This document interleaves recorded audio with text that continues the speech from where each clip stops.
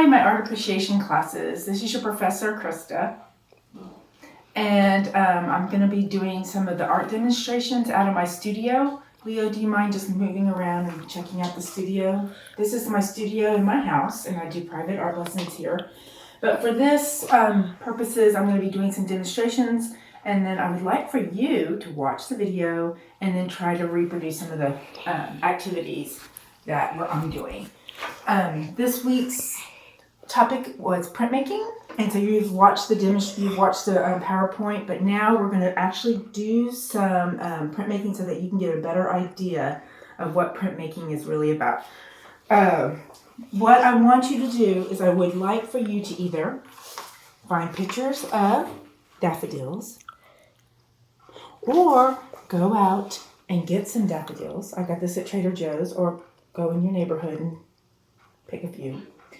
And what I'm going to have you do is, before you get started on doing your print, I want you to practice drawing some daffodils. And basic shapes of the daffodil is this. Let me get a piece of paper. Remember last week we talked about the line contour, where you just go around the outline of the object? This is pretty much the same idea when you do a daffodil, okay?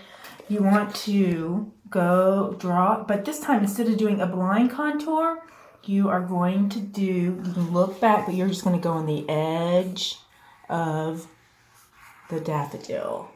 I'm doing that one right there. And it doesn't have to be exact, because remember, this is art. We're not looking for exact. Bump, bump, bump here, and right here. Okay, so once you've done that, then you go and you put in a little bit more of the detail. Do you see how I did that? Pretty easy for the most part. See how that kind of goes like that? That's it. And for this project, I just want you to focus on like 3 or 4 different daffodil faces. You can put some of the stems, but you know what? Stay away from the vase, stay away from the planter. Just put a few in, whatever you want to do like that, okay?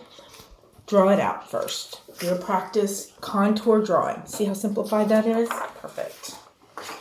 Then, what you're going to need, and if I were you, I'm going to go ahead and sit down. I would go ahead and go onto Amazon. You probably can get pretty cheap. You need a pair of scissors. You're going to need probably watercolor set. Pretty cheap. This one was $3. Tang's the best, but whatever. Some cheap set. You are going to probably need some pencils. You can use school pencils, that's fine. You're going to need a pack of oil pastels. You can get those for $5, pretty cheap, or crayons, markers, color pencils, if you have it, access to it. Now, what I want you to do is, after you've drawn this and practice doing your contour, I need you to get one of your meat packages that everyone so graciously has been bringing to class.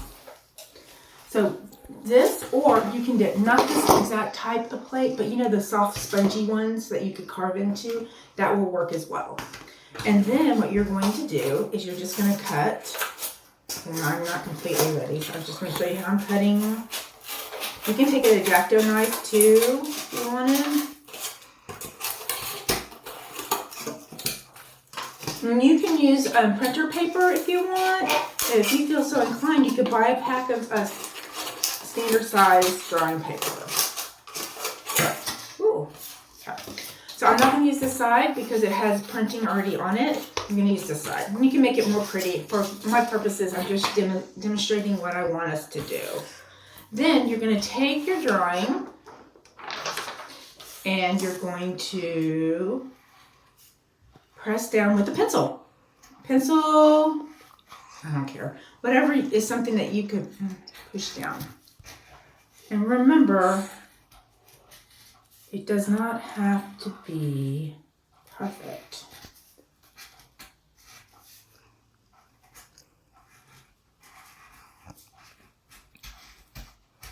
Oh, yeah.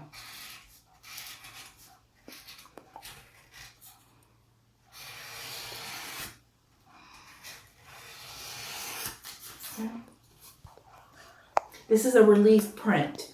So with a relief print, the ink is going to sit on the top of the matrix. This whatever you're working in, usually it's wood or linoleum, plastic, whatever, is called a matrix. That is where you put your image, okay? So, okay. Well, it doesn't matter. So I want you to do more than one. Please, odd numbers are best. 3, 5. So I would do this. Big is better too. Little, it's not gonna turn out that good. So one and maybe another big one here and a small one here, okay? Then I'm gonna ask you, you might have to go pick up a tube of acrylic. I'm using real ink for this. And I have a braid. So in the real world, in printing, you would see how it goes like this and you go like that. But I don't want you to go buy a braid because they're kind of expensive. I'm going to say just use a brush.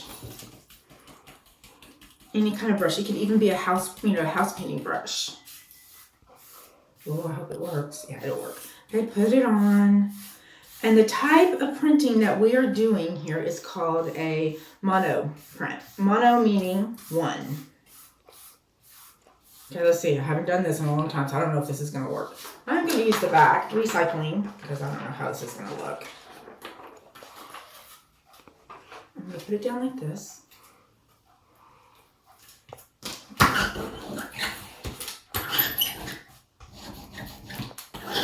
Okay, and just play with it. Oh, so exciting. Do you see how that worked? Okay. Beautiful. Only one of a kind. Okay. You could even, I forget how much fun this is. So I'm not going to re-ink it, right? I'm just going to leave it and see how different it looks. Oh, I forget. Printing is so much fun. And you can just do this too. You can have your braid. Just push it down. A little bit of weight. Oh, see? A little bit different. And then once it dries, you can even go back in and draw if you want with your color pencils or markers or whatever, okay? So what I want you to do is to try this out. And you can use acrylic, get a tube of really cheap acrylic. Let me see. One tube of paint. I would get black if you're just going to get one. I'm just trying to see. Amsterdam is a really cheap brand. And if we can work in being class, I was going to bring these and share them with you. But since we're not, I don't think you can use watercolor. But go ahead and it'll give you something to do. And make me a couple prints, because prints are, an addition. And then I want you to take a photograph of it for me and then upload it to Canvas. I think you can do that. If not, then email it over to me. And that will be one of your grades. Thinking, are there any questions? Can you think of any questions, Leo? No. All right. I do. Okay. Can you put multiple colors onto that? Oh, yes, of course you can. I forgot. Let me do a little demo. I wish I had yellow, but I don't have yellow stuff. Okay. I'm going to take this. Good thinking. And Leo is my son. I think I've talked about him before in class. Oh, my goodness.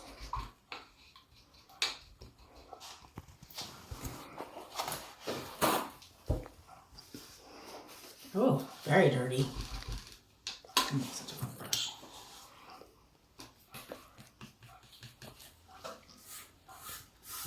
I really should do it a little bit thicker. Do you see how thick I'm?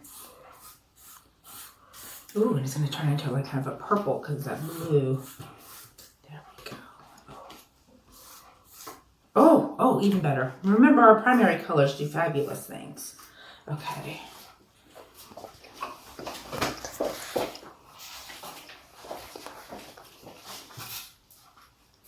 Remember, it's going to be a reverse image too. I always forget about that because I don't do print. It's been a long time since I've done printing.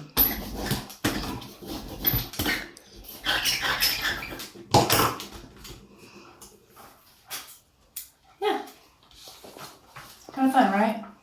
And then what I might do after this dries, I like this better actually. Once it dries, I'd probably go in with color pencil and do this yellow. I mean, just a thought. And then even the matrix, look how pretty it is. So I've seen people frame both next to each other or make a collage.